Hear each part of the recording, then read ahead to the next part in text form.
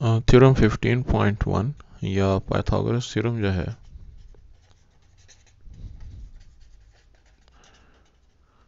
उसके मुताबिक अगर आपके पास एक राइट एंगल ट्राइंगल है तो हमने जिस तरीके से उसको लेबल किया हुआ है वो है जी ए बी एंड सी के ऊपर 90 डिग्री का एंगल बनना है, ये ख़ास बात है। और जो प्रूफ करना है वो ये करना है कि सी के अपोजिट साइड जिसको कि हम स्मॉल सी कहते हैं, बी के अपोजिट साइड जो कि स्मॉल बी है, ए के अपोजिट साइड जो कि स्मॉल ए है। सी हाइपोटेन्यूज है क्योंकि 90 के अपोजिट है और बाकी और भी एक बेस हो गया, एक परपेंडिकुलर हो गया। इनमें जो रिलेशनशिप है वो c square equal to a square plus b square की सूरत में प्रूफ करना है। कंस्ट्रक्शन हम ये करते हैं कि सी से हम ए बी पर परपेंडिकुलर ड्रा करते हैं। चूँकि परपेंडिकुलर है लिहाजा यहाँ पे बनने वाला एंगल जो वो 90 का होगा, और जहाँ भी परपेंडिकुलर डी ए को मीट कर रहा है हम उसको ए बी को मीट कर रहे हैं उसको हम डी से डिनोट कर रहे हैं। लिहाजा ये डी पे बनने वाला एंगल ऊपर की तरफ नीचे की तरफ दोनों तरफ जो है वो 90 डिग्री का है। अब एक बात तय है कि हमारे पास ये जो शेडेड ट्राइंगल है और जो अनशेडेड ट्राइंगल है, ये दोनों ट्राइंगल्स बड़ी ट्राइंगल के साथ जो है वो सिमिलर ट्राइंगल्स हैं और इनके एंगल जो है वो आपस में इक्वल हैं। उसको आसानी से प्रूफ किया जा सकता है। एंगल बी ये शेडेड ट्राइंगल में भी है और बड़ी ट्राइंगल में भी है। इसके अलावा यहाँ पे एंगल्स जो सी पे एंगल बन रहा है और यहाँ पे डी पर ऊपर की तरफ एंगल बन रहा है, ये दोनों 90 के हैं। तो जब दो एंगल्स आपस में 90 हैं तो आपके पास जो angle triangle B C D है ये जो है सिमिलर हो गई triangle B C and A. Similarly ये जो अनशेडेड ट्राइंगल है इसको भी हम बड़ी ट्राइंगल बी सी ए के सिमिलर प्रूव कर सकते हैं, यानी करस्पॉन्डिंग एंगल आपस में इक्वल है। अब अगर हमारे पास ये सिमिलर ट्राइंगल्स हैं तो फिर इनके जो करस्पॉन्डिंग साइड्स हैं वो आपस में प्रोपोर्शनल होंगी। तो मैं यहाँ पे जो इस साइड जिस परपेंडिकुलर जिसे हम कह रहे हैं उसको मैं एच के देता हूँ और क्वेश्चन के हिसाब से इस साइड को y और इस साइड को x कह देता हूँ। तो मेरे पास जो इनमें रेशो है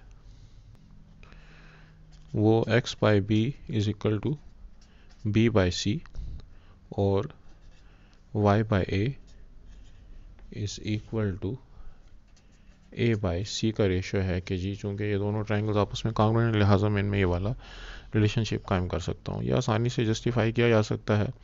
कि हमारे पास जो यहाँ पे बी है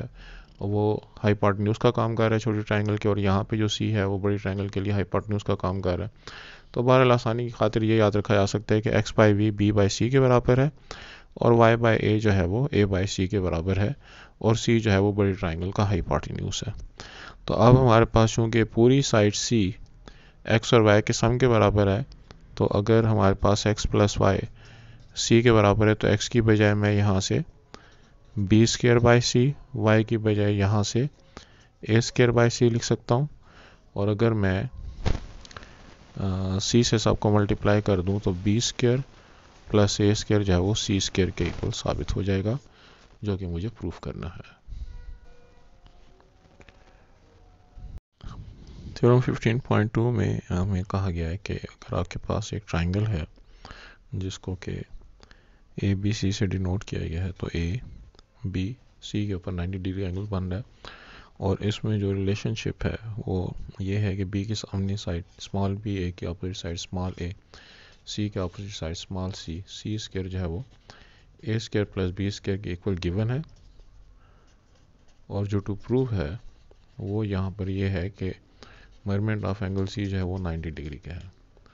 तो ये प्रूव करने खातिर हम कंस्ट्रक्शन ये करते हैं कि बी सी में हम एक यहाँ पे 90 डिग्री का एंगल परपेंडिकुलर ड्रा करते हैं और इसमें जो हमारे पास साइड बी सी है सी डी तक इसको एक्सटेंड करते हैं और सी डी और सी ए की लेंथ आपस में इक्वल लेते हैं, यानी कि जितनी लेंथ यहाँ पे बी यूनिट की है उतनी ही लेंथ हम यहाँ पे बी यूनिट की लेते हैं और डी को मैं ए के साथ जो है वो मिला देता हूँ। तो अब हमारे पास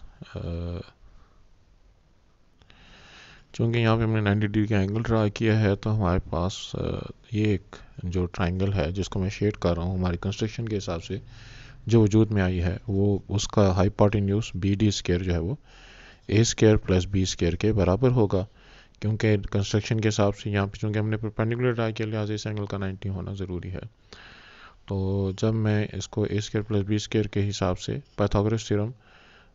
यानी कि 15.1 थ्योरम के हिसाब से अगर लिख सकता हूँ, तो गिवन तो ये है कि सी स्क्वायर जो है वो ए स्क्वायर के प्लस बी स्क्वायर के बराबर है। तो ये दोनों चीज़ें आपस में बराबर हो गई, देयरफॉर बी डी स्क्वायर और सी स्क्वायर जो है ये आपस में बराबर है। तो अगर बी डी और सी स्क्वायर बराबर हैं तो बी डी और सी भी बराबर हो गए। तो अब हमारे पास बी सी दोनों में कॉमन है, सी डी और सी आपस में बराबर हैं कंस्ट्रक्शन, और डी बी और बी ए आपस में बराबर हैं। हमने प्रूव कर दिया, लिहाजा साइड थ्योरम के मुताबिक ये दोनों ट्राइंगल्स आपस में कॉन्ग्रुएंट हो गए। अब अगर ये दोनों ट्राइंगल्स आपस में कॉन्ग्रुएंट है और यहाँ पे 90 का एंगल है, तो यहाँ पे भी 90 का एंगल बनना चाहिए, corresponding angles of congruent triangles. और यही हमको प्रूव करना था।